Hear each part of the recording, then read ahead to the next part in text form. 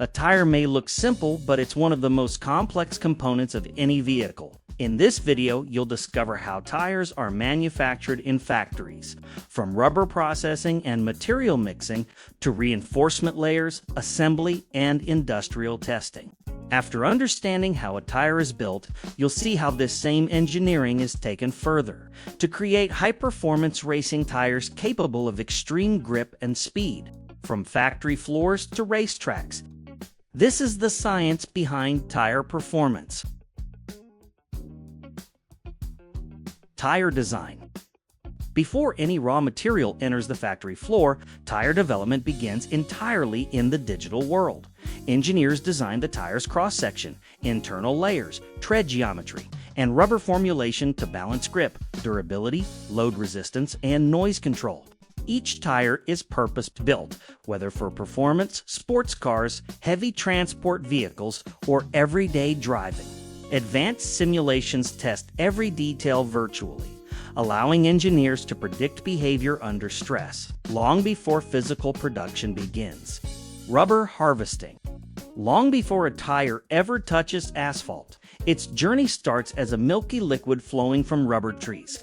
This fragile-looking sap is the foundation of one of the strongest materials ever developed. In tropical plantations, skilled workers make precise cuts in the tree bark, carefully reaching the latex channels without damaging the wood. If the incision goes too deep, the tree can stop producing altogether. Slowly, drop by drop, latex drips into collection cups. A quiet, steady process guided by nature to prevent coagulation. The latex is mixed with ammonia before being transported to processing facilities. There, it's concentrated, rolled into thin layers, and dried into sheets of natural rubber.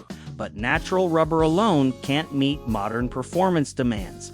To increase strength and stability, it's blended with synthetic rubber, a material created through petrochemical processes.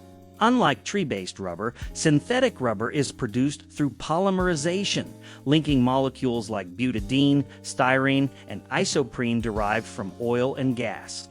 The result is a flexible yet durable compound that maintains performance under extreme temperatures and stress.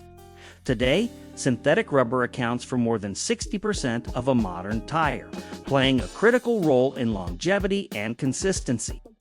Material mixing. The deep black color of tires isn't natural. Raw rubber actually starts off pale in color to create a compound strong enough for road use. Manufacturers combine a complex blend of ingredients. This includes natural rubber, synthetic rubber, carbon black, oils, sulfur, and a wide range of specialized additives. More than 30 components are carefully measured during mixing. Carbon black improves abrasion resistance. Oils enhance flexibility across temperatures. And other additives fine-tune curing time, elasticity, and hardness. These materials are fed into massive industrial mixers, operating under extreme heat and pressure. Within minutes, the mixture becomes a thick jet black compound. At a molecular level, chemical interactions reinforce the rubber's structure, making it far stronger than raw material alone. The compound is then flattened into sheets, rolled and cooled, still unrecognizable as a tire, but already holding the essential properties that define its performance. Tire construction begins with these prepared rubber sheets. They're rolled into thin layers using precision rollers, ensuring uniform thickness and eliminating air pockets. Next, high-strength synthetic fabrics are coated with heated rubber on both sides, using a calendaring system that applies controlled pressure and temperature. At the same time, ultra-thin steel wires are laid in perfect alignment and bonded under intense force, forming the tire's internal framework. This structure allows the tire to retain its shape and remain stable even at high speeds.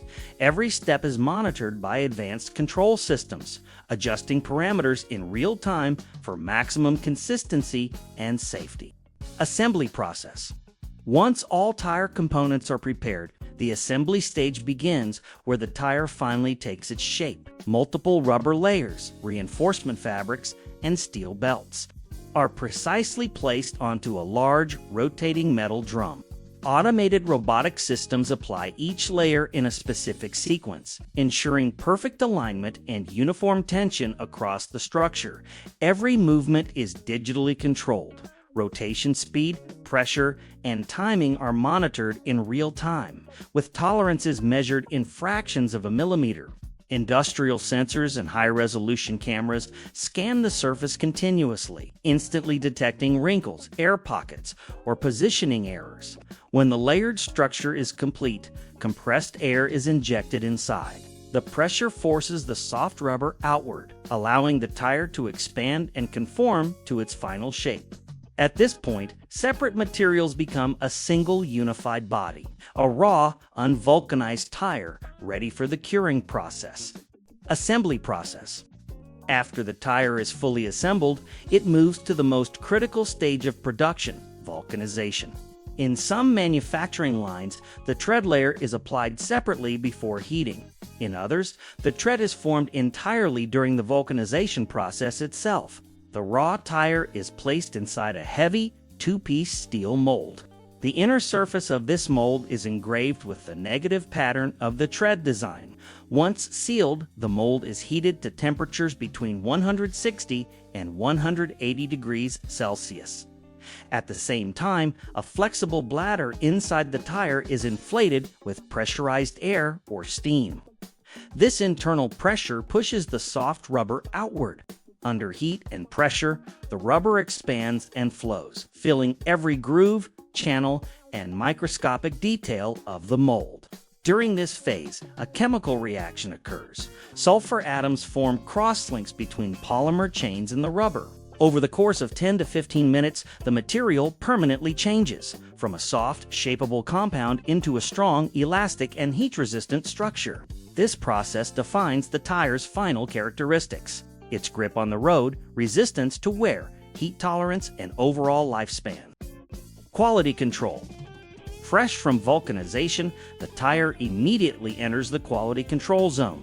Although it may look finished, it must pass a series of strict inspections before it can ever reach the road. First, laser scanning systems measure the tire's geometry, roundness, balance, thickness, and alignment are checked with extreme precision. Next, the tire is mounted onto a rotating spindle and inflated, 2 pressures higher than normal operating levels. This test verifies air retention and structural integrity under stress. Any leaks, deformities, or irregular expansions are instantly flagged. In advanced facilities, X-ray imaging systems examine the internal structure. These scans reveal hidden defects such as misaligned layers, trapped air pockets, or weak bonding between components, all invisible to the naked eye. Only tires that pass every single test receive approval. They are then marked, logged, and sent to storage, ready for distribution to manufacturers, retailers, and racing teams worldwide. We hope this changed how you see something so familiar. If you enjoyed it, like, comment, and share with the curious.